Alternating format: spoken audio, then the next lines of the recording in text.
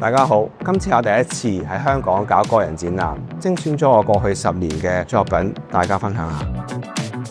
咁今次咧，其中一啲作品咧就係叫做香港格式。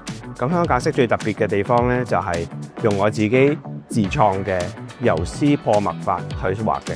咁主要咧就係用單線條啦、粗啦、幼啦，同埋乾濕、濃淡一齊去演繹嘅。咁加上一啲色彩繽紛嘅顏色，代表香港嘅感覺啦。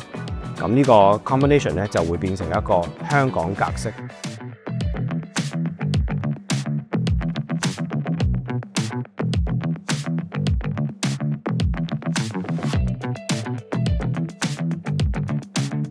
我自己細個咧就已經喺外國生活啦，讀嘅亦都係西方藝術。